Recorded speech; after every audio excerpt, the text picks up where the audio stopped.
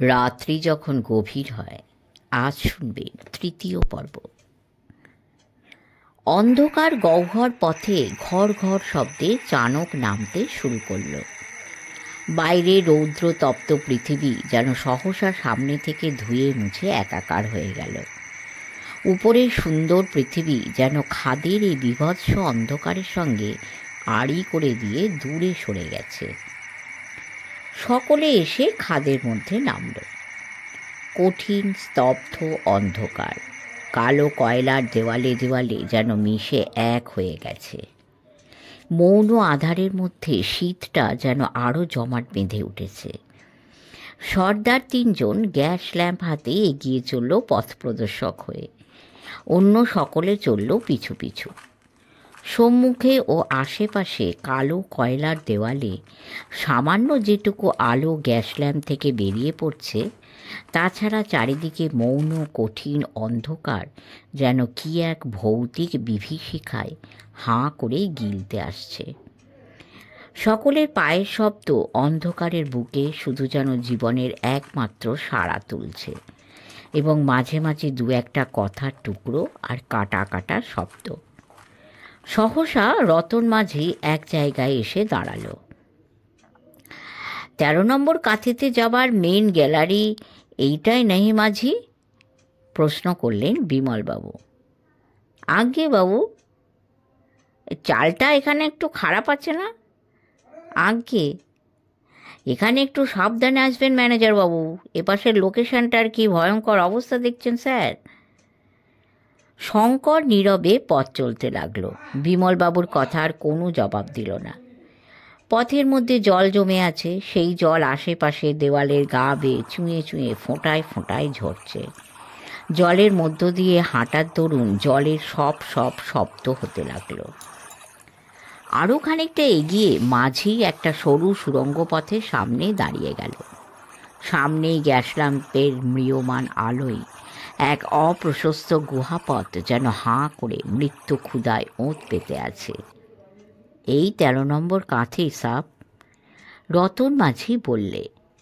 হাতের গ্যাস ল্যাম্পটা আরও একটু উঁচু করে সুড়ঙ্গ পথের দিকে মাঝি পা বাড়ালো। যাইয়ে সাপ। সুড়ঙ্গ পথে বেশি দূর অগ্রসর হওয়া গেল না। প্রকাণ্ড একটা কয়লার চাংড়া ধসে পড়ে পথটা বন্ধ করে দিয়েছে, এবং সেই চাংড়ার তলা থেকে একটা সাঁওতাল যুবকের দেহের অর্ধেকটা বের হয়ে আছে। বুক পিঠ এক হয়ে গেছে। কান ও মুখের ভিতর দিয়ে এক ঝলক রক্ত বের হয়ে এসে কালো কয়লা ঢালা পথের ওপরে কালো হয়ে জমাট বেঁধে আছে।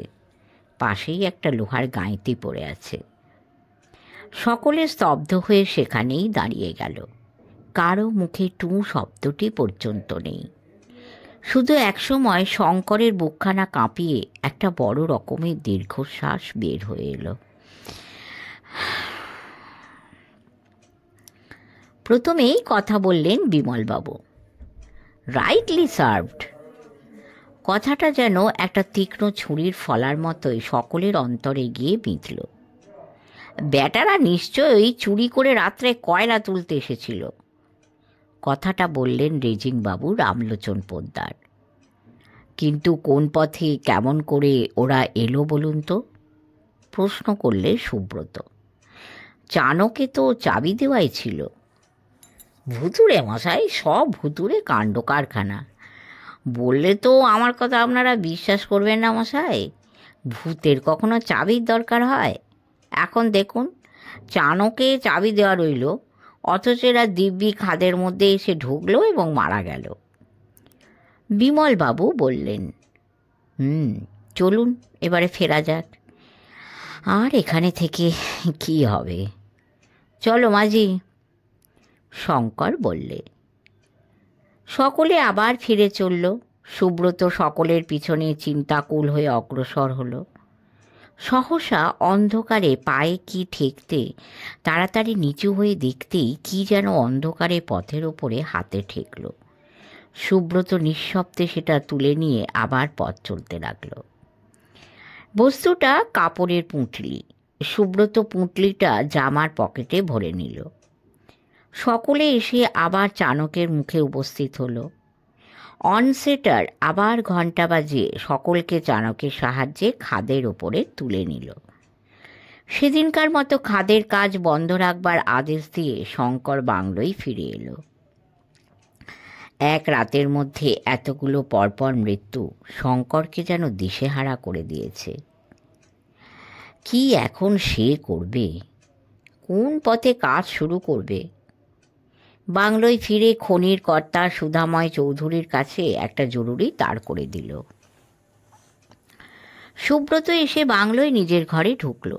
নানা এলোমেলো চিন্তায় সেও যেন দিশেহারা হয়ে পড়েছে। ব্যাপারটা নিছক একটা অ্যাক্সিডেন্ট না অন্য কিছু? কিন্তু সবচাইতে আশ্চর্য, লোক গেল কি করে খাদের মধ্যে? না, ব্যাপারটাকে যতটা সহজ ভাবা গিয়েছিল এখন দেখা যাচ্ছে ঠিক ততটা নয়। চাকরকে এক কাপ গরম চা দিতে বলে শঙ্কর ইজি চেয়ারটার ওপরে গাটা ঢেলে দিয়ে চোখ বুজে চিন্তা করতে লাগলো। চিন্তা করতে করতে কখন এক সময় জাগরণ ক্লান্ত দু চোখের পাতায় ঘুমের ঢুলুনি নেমে এসছে তাও টেরই পাইনি। ভৃত্যে ডাকে চোখ রকড়াতে রকড়াতে উঠে বসল। বাবুজি, চা। ভৃত্যের হাত থেকে ধুমায়িত চায়ের কাপটা নিয়ে সামনের একটা টিপয়ের উপরে সুব্রত নামিয়ে রাখল। ভৃত্য ঘর থেকে নিষ্ক্রান্ত হয়ে গেল। খোলা জানালা পথে রৌদ্র ঝলকিত শীতের সুন্দর প্রভাত।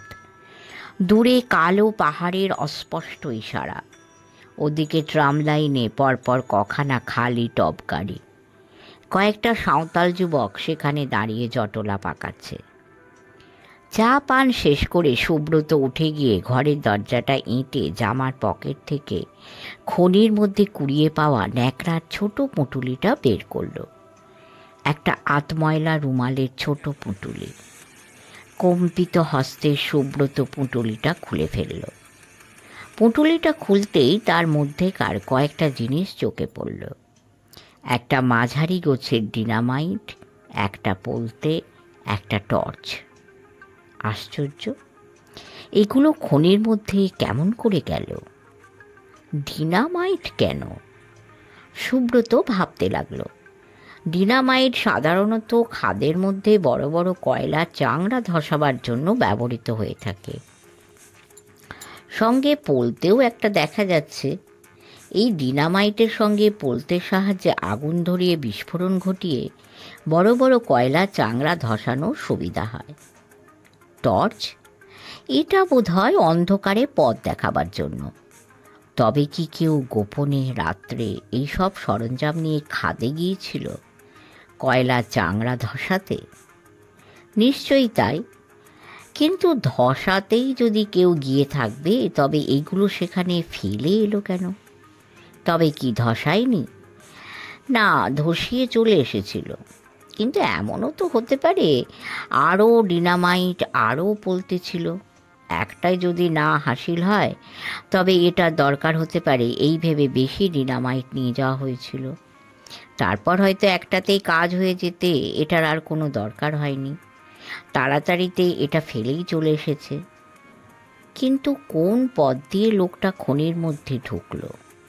ঢোকবার তো মাত্র একটিই পথ, চাণকের সাহায্যে।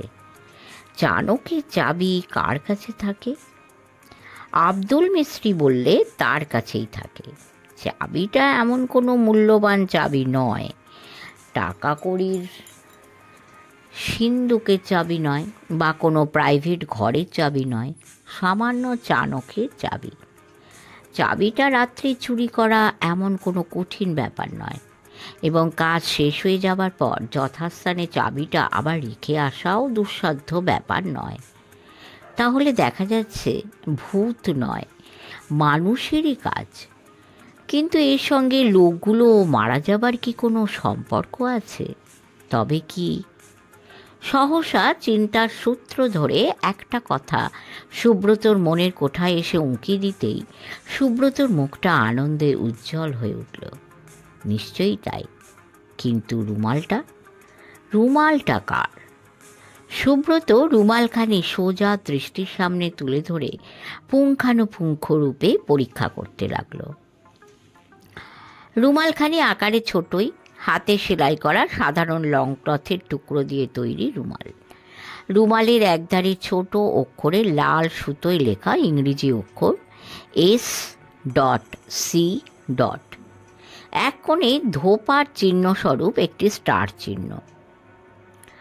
সুব্রতর মাথার মধ্যে চিন্তা জাল জট পাকাতে লাগলো। কার রুমাল? S.C. নামের ইনিশিয়াল যার, তার পুরো নাম কি হতে পারে? শশাঙ্ক, শঙ্কর, শশধর, শরদিন্দু, শরৎ, শশী, শচীন, কিংবা শৈলেশ, কিংবা সনত, সুকুমার, সমীর, সুধাময়? কি এমনও তো হতে পারে অন্য কারো রুমাল চুরি করে আনা হয়েছিল। তবে সব যেন কেমন গোলমাল হয়ে যাচ্ছে, যোগসূত্র এলোমেলো হয়ে কেমন যেন জট পাকিয়ে যায়। হ্যাঁ, ঠিক আসতেই হবে, সে আসবে। অবশ্যম্ভাবী একটা আশু ঘটনার সম্ভাবনায় সুব্রত সর্বশরীর সহসা যেন রোমাঞ্চিত হয়ে ওঠে। সুব্রত চেয়ার ছেড়ে উঠে ঘরের মধ্যে পায়চারি শুরু করে দেয়, দীর্ঘ পা ফেলে। বাইরে গোলমাল শোনা গেল। পুলিশের লোক এসে গেছে অদূরবর্তী কাতরাশগড় স্টেশন থেকে। চঞ্চল পদে পুঁটুলিটা আবার পূর্বের মতো বেঁধে সুব্রত সেটা নিজের সুটকেসের মধ্যে ভরে রেখে দরজা খুলে বাইরে বের হয়ে এলো। দারোগাবাবু সকলের জবানবন্দি নিয়ে ধাওড়ার লাশ ময়দানের জন্য চালান দিয়ে খাদের লাশগুলো উদ্ধারের একটা আশু ব্যবস্থা করার জন্য শঙ্করবাবুকে আদেশ দিয়ে চলে গেলেন। সুব্রত যাবার সময় তার পরিচয় দিয়ে দারোগাবাবুকে অনুরোধ জানালো, এখানে ইতিপূর্বে যেসব ম্যানেজার খুন হয়েছেন তাদের ময়না তদন্তের রিপোর্টগুলি সংক্ষেপে মোটামুটি যদি জানান তবে তার বড্ড উপকার হয়। দারোগাবাবু সুব্রতর পরিচয় পেয়ে অত্যন্ত খুশি হলেন এবং যাবার সময় বলে গেলেন, নিশ্চয়ই এ কথা আর বলতে, আপনার সঙ্গে সাক্ষাৎ পরিচিতি হয়ে কত যে সুখী হলাম। কালই আপনাকে রিপোর্ট একটা মোটামুটি সংগ্রহ করে লিখে পাঠাবো। সুব্রত বলল, আপনাকে অশেষ ধন্যবাদ। পুলিশের লোক হয়েও যে আপনি এতখানি উদার, সত্যিই আশ্চর্যের বিষয়। কিরিটি যদি এখানে আসে তবে নিশ্চয়ই আপনার কাছে সংবাদ পাঠাবো, এসে আলাপ করবেন। আচ্ছা, নমস্কার। সুব্রত শঙ্করবাবুর সঙ্গে গোপন পরামর্শ করে অলক্ষ্যে চাণকের ওপরে দুজন সাঁওতালকে সর্বক্ষণ পাহারা দেবার জন্য নিযুক্ত করল। বিকেলের দিকে সুধাময়বাবুর সেক্রেটারি কলকাতা থেকে তাড় করে জবাব দিলেন, কর্তা বর্তমানে কলকাতায় নেই, তিনি যা ভালো বোঝেন তাই করুন। কর্তা কলকাতায় ফিরে এলেই তাকে সংবাদ দেওয়া হবে। তবে কর্তার হুকুম আছে, কোনো কারণেই যেন, কোনো গুরুতর যতই হোক, খনির কাজ যেন বন্ধ না রাখা হয়। রাতে শঙ্কর সুব্রতকে জিজ্ঞাসা করল, কি করা যায় বলুন সুব্রতবাবু? কাল থেকে তাহলে আবার খনির কাজ শুরু করে দিই? হ্যাঁ, দিন, 2-4 দিনের মধ্যে আমার তো মনে হয় আর খুনটুন হবে না। শঙ্কর হাসতে হাসতে বলল, আপনি গুনতে পারেন নাকি সুব্রতবাবু? না, গুনতে ফুনতে জানি না মশাই, তবে চারিদিককার হাবভাব দেখে যা মনে হচ্ছে তাই বলছি মাত্র। বলতে পারেন স্রেফ অনুমান। যা হোক, শঙ্কর খনির কাজ আবার পরদিন থেকে শুরু করাই ঠিক করলে এবং বিমলবাবুকে ডেকে যাতে আগামীকাল ঠিক সময় থেকে নিত্যকার মতো খনির কাজ শুরু হয় সেই আদেশ দিয়ে দিল। বিমলবাবু কাঁচুমাচুভাবে বললে, আবার ওই ভূতগুলোকে চটাবেন স্যার? আমি আপনার মোস্ট ওবিডিয়েন্ট সার্ভেন্ট। যাও অর্ডার দেবেন উইথ লাইফ তাই করব। তবে আমার মতে এখনের কাজ চিরদিনের মতো একেবারে বন্ধ করে দেওয়াই কিন্তু ভালো ছিল স্যার। ভূত প্রেতের ব্যাপার, কখন কি ঘটে যায়। শঙ্কর হাসতে হাসতে উত্তর দিল, ভূতেরও ওঝা আছে বিমলবাবু। অতএব মা ভৈষী। এখন যান, সব ব্যবস্থা করুন গিয়ে, যাতে কাল থেকে আবার কাজ শুরু হতে পারে। এই কিন্তু স্যার, আরে যান, রাত হয়েছে, সারা রাত কাল ঘুমোতে পারিনি। বেশ, তাই হবে। আমার আর কি বলুন, আমি আপনাদের most obedient and humble servant বই তো নই। বিমলবাবু চলে গেলেন। বাইরে শীতের সন্ধ্যা আসন্ন হয়ে এসেছে। সুব্রত কোমরে রিভলভারটা গুঁজে গায়ে একটা কালো রঙের ফাড়ের ওভারকোট চাপিয়ে পকেটে একটা টর্চ নিয়ে বাংলোর বাইরে এসে দাঁড়ালো। পায়ে চলা লাল সুরকির রাস্তাটা কয়লার গুঁড়োয় কালচে হয়ে ধাওড়ার দিক বরাবর চলে গেছে। সুব্রত এগিয়ে চলে। পথের দুপাশে অন্ধকারের মধ্যে বড় বড় শাল ও মহুয়ার গাছগুলো প্রেত মূর্তির মতো নিঝুম হয়ে যেন শিকারের আশায় দাঁড়িয়ে আছে। পাতায় পাতায় জোনাকির আলো জলে আর নিভে, নিভে আর জলে। গাছের পাতা দুলিয়ে দূর প্রান্ত থেকে শীতের হিমেল হাওয়া হিল হিল করে বয়ে যায়। সর্বাঙ্গ শিরশির করে ওঠে। কোথায় একটা কুকুর শীতের রাত্রির স্তব্ধতা ছিন্ন ভিন্ন করে মাঝে মাঝে ডেকে ওঠে। সুব্রত এগিয়ে চলে। অদূরে 5 নম্বর কুলিধাওড়ার সামনে সাঁওতাল পুরুষ ও রমণীরা একটা কয়লার অগ্নিকুণ্ড জেলে চারিদিকে গোলাকার হয়ে ঘিরে বসে কী সব সলা পরামর্শ করছে। আগুনের লাল আভা সাঁওতাল পুরুষগুলোর খোদাই করা কালো পাথরের মতো দেহের ওপর প্রতিফলিত হয়ে দানবীয় বিভীষিকায় যেন রূপায়িত হয়ে উঠেছে। তারও ওদিকে একটা বহু পুরাতন নীলকুঠির ভগ্নাবশেষ শীতের ধূম্রাচ্ছন্ন অন্ধকারে কেমন ভৌতিক ছায়ার মতোই অস্পষ্ট মনে হয়। চারিদিকে বোয়ান গাছের জঙ্গল, তারই পাশ দিয়ে শীর্ণকায় একটি পাহাড়ি ক্ষুদ্র নদী। তার শুষ্ক প্রায় শুভ্র বালুকারাশির উপর দিয়ে একটুখানি নির্মল জলপ্রবাহ শীতের অন্ধকার রাতে এঁকে বেঁকে আপন খেয়াল খুশিতে অদূরবর্তী পলাশবনের ভিতর দিয়ে ছিড়ছিড় করে কোথায় বয়ে চলেছে কে জানে। পলাশবনের উত্তর দিকে 6 ও 7 নম্বর কুলিধাওড়া। সেখান থেকে মাদল ও বাঁশির আওয়াজ শোনা যায়। সহসা অদূরবর্তী মহুয়া গাছগুলির তলায় ঝরা পাতার ওপরে একটা সজাগ সতর্ক পায়ে চলার খসখস শব্দ পেয়ে সুব্রত থমকে দাঁড়িয়ে গেল। বুকের ভিতরকার হৃৎপিণ্ডটা যেন সহসা এক প্রবল ধাক্কা খেয়ে থমকে থেমে গেল। পকেটে হাত দিয়ে সুব্রত টর্চটা টেনে বের করল। যেদিক থেকে শব্দটা আসছিল ফস করে সেই দিকে আলোটা ধরেই বোতাম টেপে দিল। অন্ধকারে বুকে টর্চের উজ্জ্বল আলোর রক্তিম আভা মুহূর্তে যেন ঝাঁপিয়ে পড়ে অট্টহাসি হেসে ওঠে। কিন্তু ও কি? অন্ধকারে পলাশ গাছগুলো তলায় বসে অন্ধকারে কি যেন গভীর মনোযোগের সঙ্গে খুঁজছে। আশ্চর্য, এই অন্ধকারে পলাশবনের মধ্যে অমন করে লোকটা কি খুঁজছে? সুব্রত এগিয়ে গেল। লোকটা বোধ করি পাগল হবে। এক মাথা ঝাঁকড়া ঝাঁকড়া এলোমেলো বিশ্বস্ত্র জট পাকানো চুল, মুখ ধুলো বালিতে ময়লা হয়ে গেছে, মুখে বিশ্রী দাড়ি, গায়ে একটা বহু পুরাতন ওভারকোট, শত ছিন্ন ও শত জায়গায় তালি দেওয়া, পিঠে একটা ন্যাকড়া ঝুলি, পরনেও একটা মলিন লংস। সুব্রত টর্চের আলো ফেলতে ফেলতে লোকটার দিকে এগিয়ে যায়। এই, তুই কে রে? সুব্রত জিজ্ঞাসা করে। কিন্তু লোকটা কোনো জবাবই দেয় না সুব্রতর কথায়। শুকনো ঝরে পড়া শালপাতাগুলো একটা ছোট লাঠির সাহায্যে সরাতে সরাতে কি যেন আপন মনে খুঁজে বেড়ায়। এই, তুই কে? সুব্রত টর্চের আলোটা লোকটার মুখের উপর ফেলে। সহসা লোকটা চোখ দুটো বুজিয়ে চকচকে দুপাটি দাঁত বের করে হি হি করে হাসতে শুরু করলো।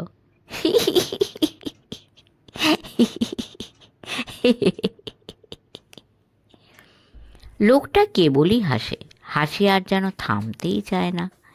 হাসছে তো হাসছে। সুব্রত সেই হাসি ভরা মুখটার উপরে আলো ফেলে দাঁড়িয়ে থাকে নিতান্ত বোকার মতোই চুপ করে। সুব্রত আলোটা নিভিয়ে দিল। লোকটা সহসা ভাঙা গলায় বলে ওঠে, হ্যাঁ, তুই কি চাস বটে রে বাবু?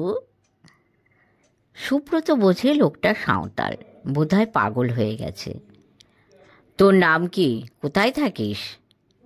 আমার নাম রাজা বটে, থাকি ওই যেথা মারাং বুড়ো রয়েছে। এখানে এই অন্ধকারে কি করছিস? তারে তোর দরকারটা কি রে? যা ভাগ।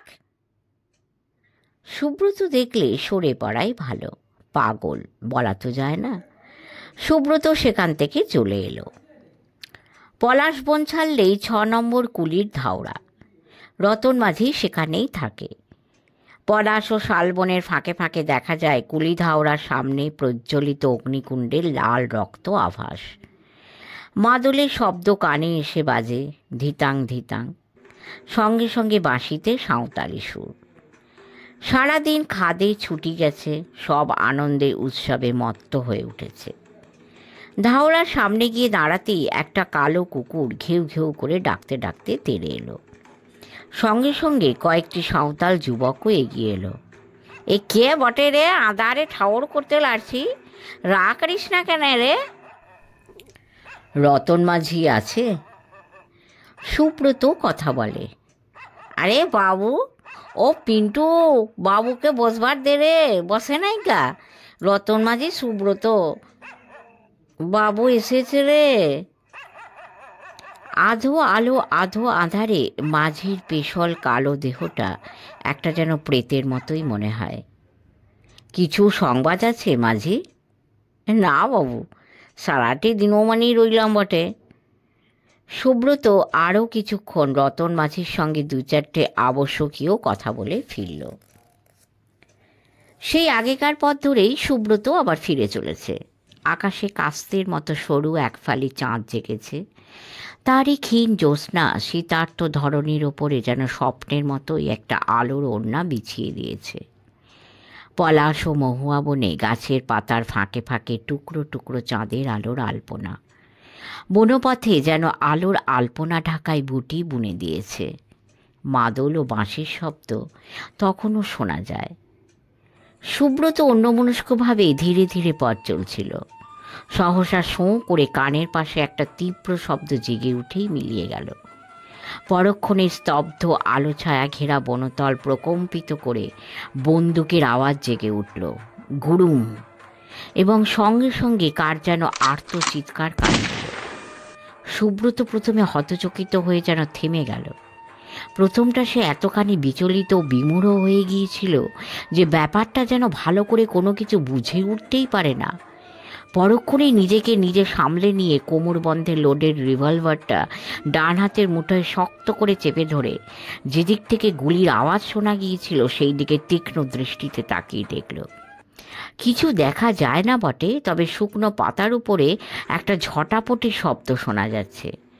সুব্রত রিভলভারটা মুঠোর মধ্যে শক্ত করে ধরে টর্চটা জ্বালল এবং টর্চের আলো ফেলে সন্তর্পণে এগিয়ে গেল। শব্দটা যেদিক থেকে আসছিল সেই দিকে। অল্প খুঁজতেই সুব্রত দেখল একটা পলাশ গাছের তলায় একটা লোক রক্তাক্ত অবস্থায় ছটফট করছে। সুব্রত লোকটার গায়ে আলো ফেললে। লোকটা একজন সাঁওতাল যুবক। লোকটার ডান দিকের পাঁজরে গুলি লেগেছে। তাজা লাল টকটকে রক্তে বনতলের মাটির অনেকটাই সিক্ত হয়ে উঠেছে।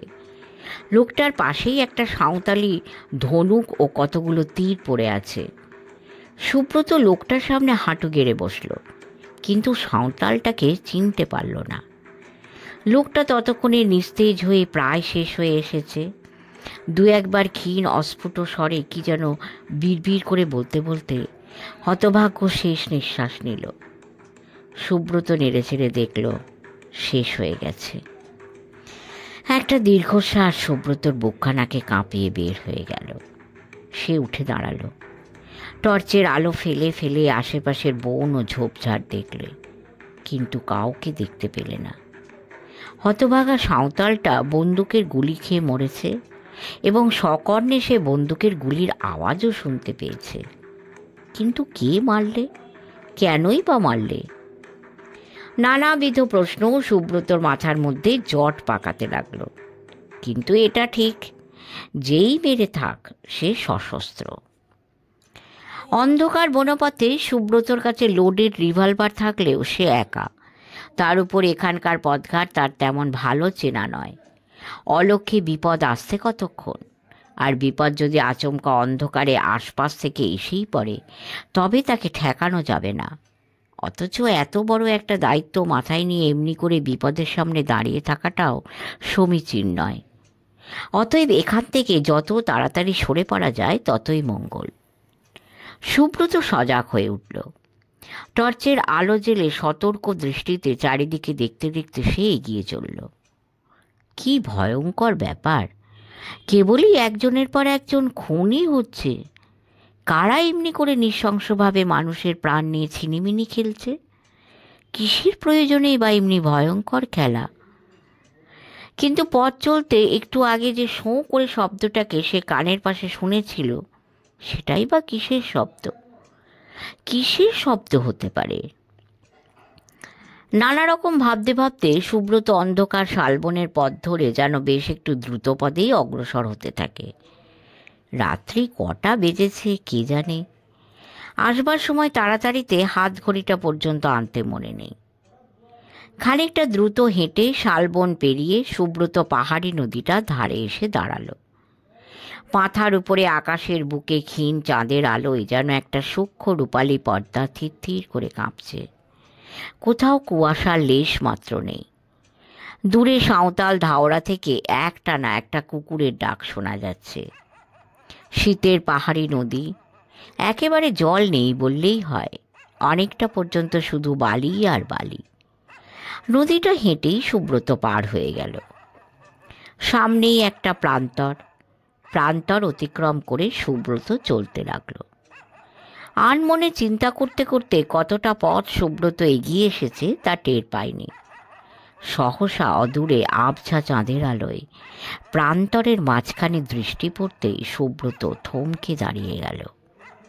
এখানে আসবার পরের দিন সন্ধ্যার দিকে প্রান্তরের মাঝে বেড়াতে বেড়াতে যে ভয়ঙ্কর মূর্তিটা দেখেছিল, অবিকল সেই মূর্তিটায় যেন লম্বা লম্বা পা ফেলে জনহীন মৃদু চন্দ্রালোকে প্রান্তরের ভিতর দিয়ে হেঁটে চলেছে।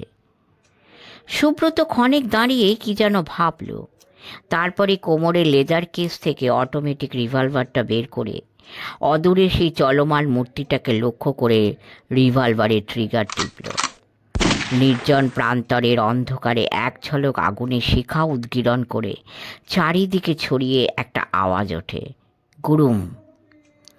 সঙ্গে সঙ্গে প্রান্তরকে ভয়চকিত করে ক্ষুধিত শার্দুলের ভয়ঙ্কর ডাক শোনা গেল, পর পর 3 বার। চমকে উঠতেই সুব্রত চকিতের জন্য চোখের পাতা দুটো বুজিয়ে ফেলেছিল, কিন্তু পরক্ষণেই যখন চোখের পাতা খুলল, দেখল দ্রুত হাওয়ার মতোই সেই মূর্তি ক্রমে দূর থেকে দূরান্তরে মিলিয়ে যাচ্ছে। মূর্তিটিকে যে জায়গায় দেখা গিয়েছিল সেই দিক লক্ষ্য করে সুব্রত রিভলভারটা হাতে নিয়ে দৌড়ল। আন্দাজ মতো জায়গায় এসে পৌঁছে সুব্রত টর্চটা জেলে চারিদিকের মাটি ভালো করে লক্ষ্য করে দেখতে লাগলো।